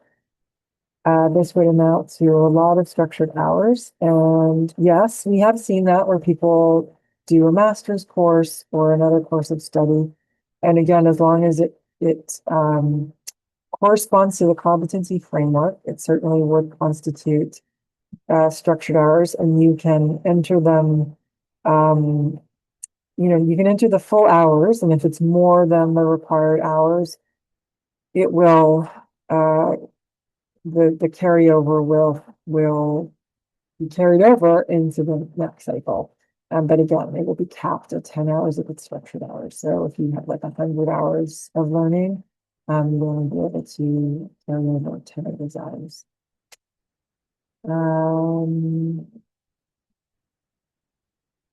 So unstructured, would a self-taught architectural software course with videos be acceptable? So yeah, those would be distance learning and anything like that. I think architectural software, you're learning a specific skill for sure. That's going to be relevant to distance learning. how are we supposed to submit a copy of our participation when attending a webinar? You would not be required to submit a transcript or any evidence of your participation, uploading it through the transcript unless you are audited. So for now, if you've attended webinars outside of the OAA, just keep a record, and maybe we can go back to the slide where we show what counts as proof. I can't remember what slide that was, but there was a clear definition. And as Ty pointed out too, you will remember that acceptable proof, there it is, lives on the transcript as well. So you'll have those reminders if you forget. And then someone is asking how long, we're not able to upload, how long should we keep it? Keep your proof of attendance for up to 6 months after the cycle. So June 30th, keep it until the end of the year, just to be on the safe side. And then after 2026, we can look at it if you want to. Okay, Sammy is asking how to follow the LinkedIn page again. Maybe we can go back to that. I think you would just go on to OAA Continuing Education, just a search, right, Ashley? You don't have to do anything. If you have to be on LinkedIn, obviously, right? Yes, you have to be a member of LinkedIn, and you could just search for OAA Continuing Education and then follow. That's it. What's the follow button? Click the follow button. That's all you need to do. Yeah. Yeah, and then maybe even everybody on the call now can do that.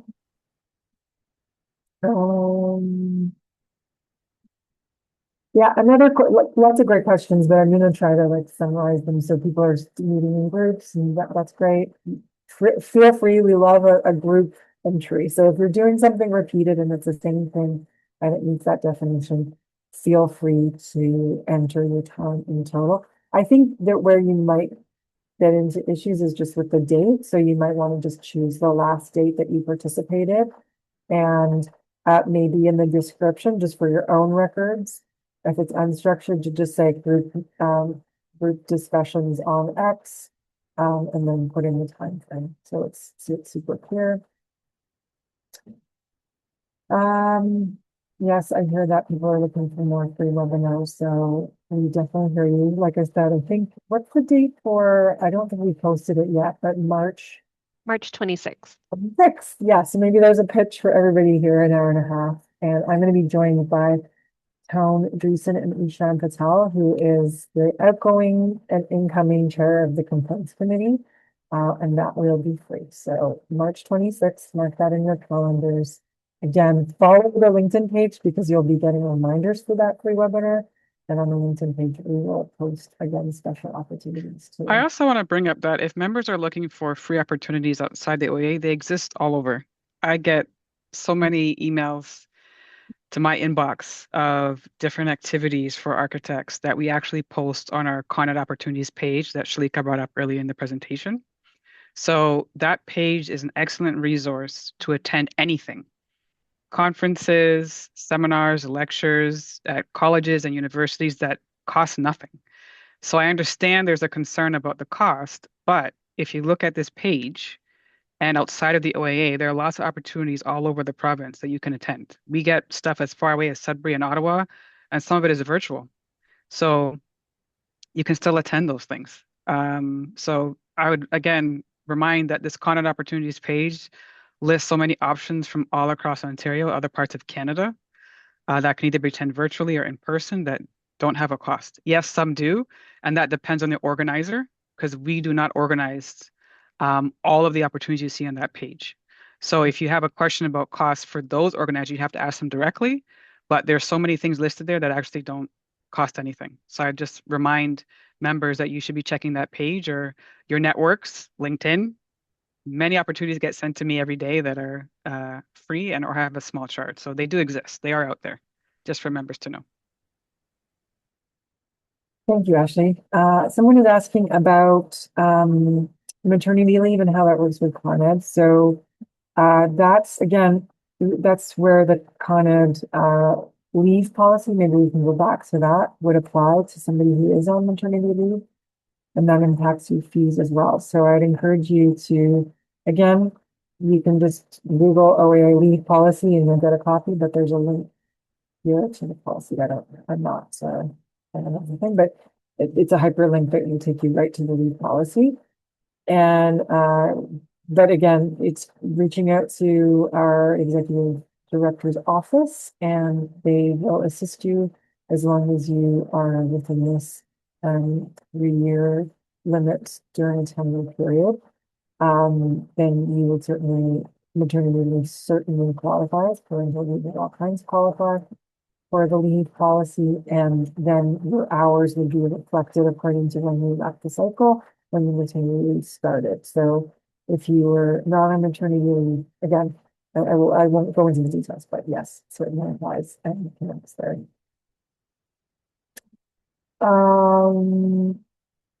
Okay, there's one question here. Is it right with that? A lot of repeats, and that's why I'm not. One thing I do want to mention too, we do list all of the free hours, but we don't accredit. There's maybe confusion. I know some other regulating bodies accredit outside organizations.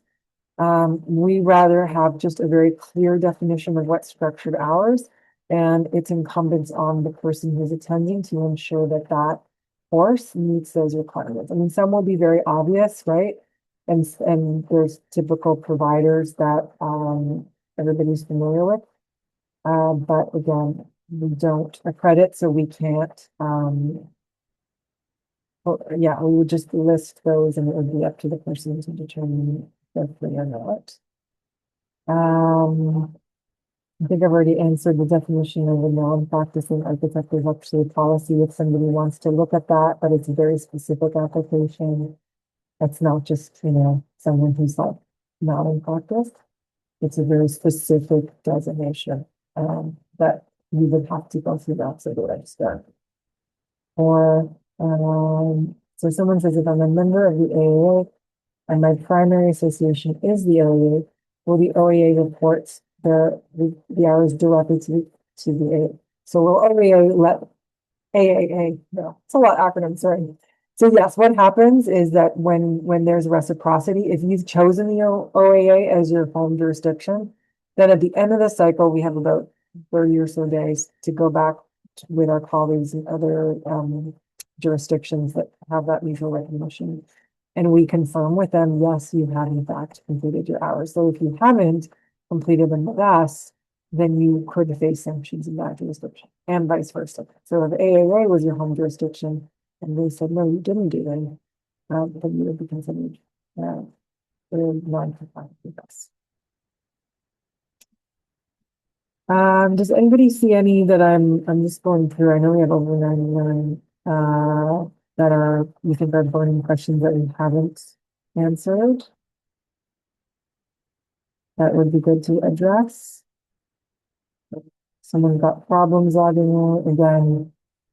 Yes, definitely give us a call, but I don't know, maybe Ty, are there good, like if you sort of troubleshoot with members, can you maybe share some troubleshooting when people are having logging in issues? I know there's some tricks about closing out windows.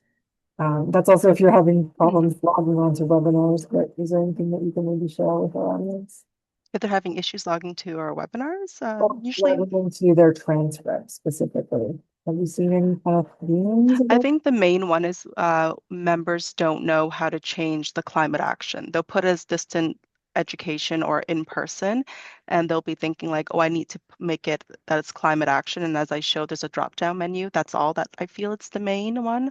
Another thing too about teaching that I find a lot of members don't know, they can actually claim any sort of preparation work. I think that's good too in the unstructured category. So if you did teaching, the teaching itself is the structured, but they also can claim unstructured. So if you like maybe devoted like 10 hours in preparation, you can put that too. So that's sort of like an easy fill. But there's not really other.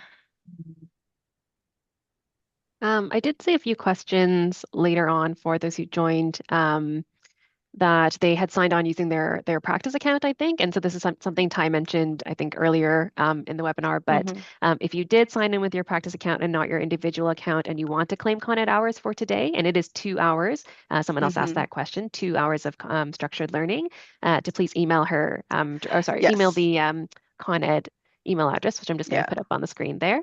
Please. OAA continuing education at oaa.on.ca. To let her know so she can record your structured hours.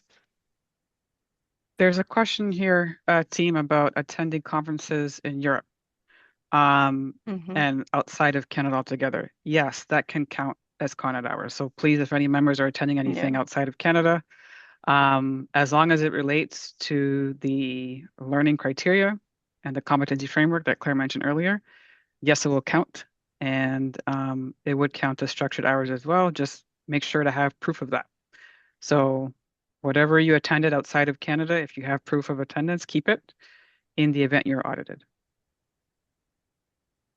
Yeah, another definitional question around unstructured educational reading.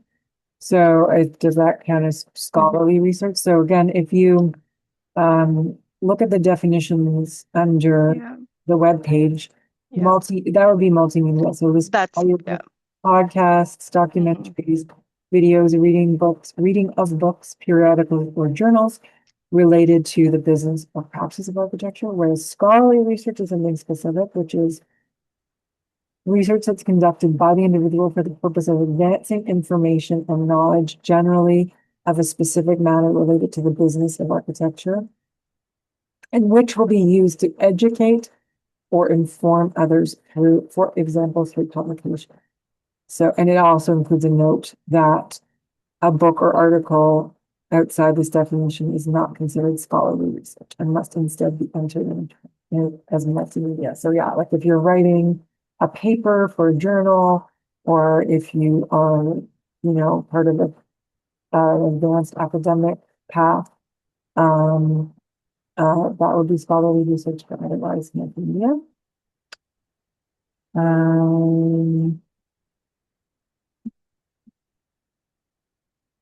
Again, anything else? Yeah, a lot of these questions about grouping things together. And we're also, we've got 4 minutes left. There's so many great questions. And again, we can answer. Ty would be our main point of contact for any specific questions. So yeah, if you do have trouble logging onto your transcript or entering hours, anything like that, we can't fix your IT issues, unfortunately, if there's something on your end that's preventing you from logging on. But if there's anything else that we can assist you with, that's another reason to get this stuff done early, right? You don't want to be at the 11th hour trying to figure out how to upload 25 hours. So get it done early. Maybe just I'll have Shalika, Ashley, and Ty have some closing thoughts or any parting words before we end off our webinar today. Oh, it's just so lovely to see so many members attending. We really appreciate it. This was a lot to put into this many slides because there's so much content, but it's great to see that we had so many registered. And, as Claire said, I echo that. Like, if you have any questions at all, please feel free to reach out to us. Yeah. Shalika? Well, I just have the closing announcements and a few reminders for everybody. I don't know if Ty, if you had anything else you wanted to. No, okay. Okay, so we can go ahead with the closing announcements. So just to round off our Q&A portion, I want to say thank you to everyone for all your excellent questions. We, as Claire has pointed out, if you have specific questions or anything that we weren't able to get to in our limited time today, please feel free to email the address that is on the screen. So we'll be able to get your questions addressed. We will again be sending out the slides, posting the slides as well as a recording of our webinar on the continuing education page. So you'll have that to refer back to in case there's anything that you missed. But I do have a final slide at the end of our slide deck just for your reference, a list of resources and links that were mentioned throughout the presentation. So if you're looking for something specific like the leave policy, the Architects Act, anything like that, you'll be able to find and access that easily on the last slide there. Okay. So we'll move into our closing for today's webinar. So thank you to my colleagues, Claire, Ashley, and Ty for delivering this presentation. And thanks, of course, to the 400 of you that joined. Really great to see those numbers.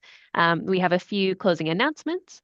So again, for those of you who are seeking continuing education and learning hours, the OAA will record your participation in this webinar on your OAA transcript. So there is no need for individual reporting on your part. Of course, again, there are 400 of you here, so we do ask for some patience, particularly Ty, for some patience for her as she works towards uploading these hours. So that's, we ask for some patience at this time. All attendees, as we said, will receive a copy of the PDF, but you will also be receiving a link to a survey for feedback for ourselves. So we do appreciate that, particularly, if there's anything that we didn't cover and that you would like to see in an additional, Con Ed webinar somewhere down the line, we'd love to hear that as well. So feel free to complete that survey when you get a chance. And finally, our next webinar is going to be taking place on Thursday, February 5th, with the title Mass Timber Mania at MJMA. Please note there has been a slight change as former OAA President Ted Watson is no longer able to join us on that day. However, we are very excited to have Tyler Walker, a principal at MJMA, presenting the webinar. And this is a climate action webinar. I think there was a question about that in the Q&A. Our first climate action webinar of 2026, with many more to come. So if you are in need of completing your structured learning hours and your climate action requirements specifically, feel free to sign up for that one. And with that, I will say thank you all once again for your attendance, and I wish you a pleasant remainder of your day. Thanks very much. Thanks, everyone. Bye.